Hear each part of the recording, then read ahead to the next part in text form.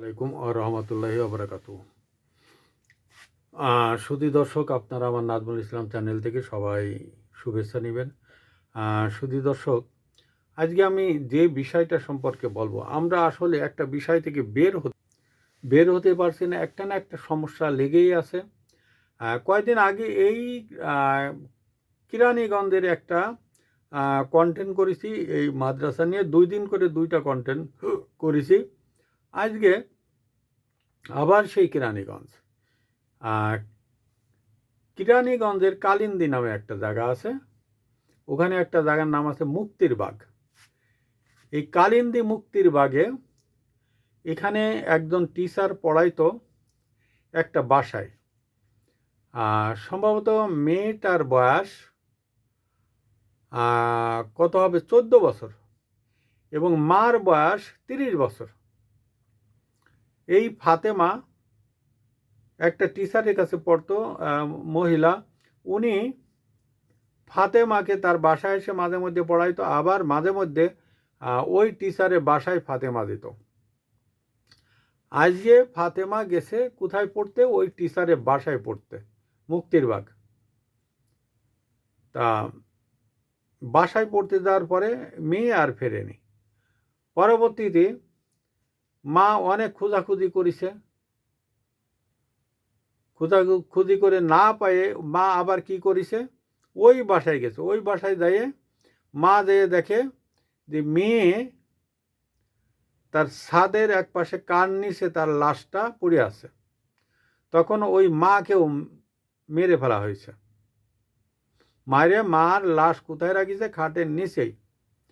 বেশ কিছুদিন হয়ে গেছে, 3 সপ্তাহ হয়ে গেছে, তাকে খুঁজে পায় না। 21 দিন পরে ওই প্রতিবেশীরা দেখে যে গন্ধ বেরোয়। তা গন্ধ বেরোয়, এখন কি অবস্থা? এদিকে এই টিচারের বাসায় কিন্তু ওই ফাতেমা এবং রোকেয়া মামে, অর্থাৎ এই রোকেয়ার স্বামী ফাতেমার বাবা, উনি ওনার নাম আছে শাহিন আহমেদ, উনি আছে মোহরি। তা উনি অনেক ওই বাসায় গেছে, তারপরে আবার বিভিন্ন জায়গায় গেছে, খোঁজাখুঁজি করেছে, কোথাও পায়নি। একসময় কান্নাকাটি করে ইটি করে অনেক আত্মীয় স্বজন লাগাই দিয়েছে বিভিন্ন জায়গাতে, কোথায় পাওয়া যায়। তো ওই একসময় এই লাশটা যখন 21 দিন ওই ঘরে থাকতে থাকতে পচে গেছে, গন্ধ বেরোয়, তখন তারা পুলিশ খবর দিছে। পুলিশ খবর দিয়ে ওই বাড়ির ভিতরে ঢুকেছে।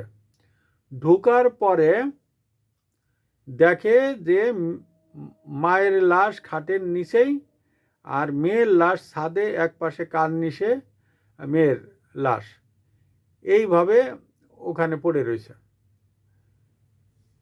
পরবর্তীতে পুলিশ ওখানে গ্রেপ্তার করেছে। কাকে গ্রেপ্তার করেছে? ওই শিক্ষিকাকে এবং তার মেয়ে আর বোনকে গ্রেপ্তার করেছে এবং সেই বাড়িটা সিলগালা করে দিছে। তা আমার কথা হচ্ছে, এই যে সামাজিক অবক্ষয় হচ্ছে এবং এই ধরনের কাজ কারবার হচ্ছে, একটার পর একটা হতেই আছে, এটার কঠোরভাবে সরকার কিন্তু কোনো পদক্ষেপ নিচ্ছে না। সরকার কোন কারণে পদক্ষেপ নিচ্ছে না কিছু বুঝতে পারছি না। এদের বিরুদ্ধে যদি পদক্ষেপ নেওয়া না হয় তো সমাজে কিন্তু অস্থিরতা বাড়বে এবং একটার পর একটা হতেই থাকবে। এই দেখেন, এই কিরানীগঞ্জের এই যে গোলাপবাগে যে ঘটনাটা ঘটলো মাদ্রাসার, তার কিন্তু কেউ এই মাদ্রাসার শিক্ষক গ্রেপ্তার হয়েছে, এছাড়া আর কেউ গ্রেপ্তার হয়নি। তার পিছনে যে কলকাঠি নাড়ে মূল যে ডাইরেক্টর, তাকে কিন্তু ধরা হয়নি। সে কিন্তু একজন জঙ্গি এবং তার নামে আগে কেস ছিল। এই জেল ভাঙ্গে বেরোনোর পরে, অর্থাৎ 5ই আগস্টে জেল বেরোইছে, তারপরে আজ সে ধরাছোঁয়ার বাইরে এবং পুলিশ জানে, প্রশাসন জানে, সবাই জানে। এখন এই ধরনের ইসলামী টেরোরিস্টদের তো আপনার সরকারও ভয় পায়, পুলিশও ভয় পায়, প্রশাসন ভয় পায়, যার কারণে কোনো কথা বলতে পারে না। কিন্তু এই বিষয়টাতে, এই যে কালিন্দী মুক্তির বাগের বিষয়টা, রোকেয়ার ফাতেমার ব্যাপারে, এটা সরকার কিন্তু এই ধরনের বিশেষ ট্রাইব্যুনালে সংক্ষিপ্ত একটা বিচার করতে পারত, করলে তাহলে আর সমাজে এই ধরনের কাজ কারবার হতো না। এবং কেউ কোনো ঘটনা ঘটাইতে গেলে সে কিন্তু 10 বার চিন্তা করত যে আমি যে এইটা ঘটাচ্ছি আমি তো পারবো না, আমি পারবো না।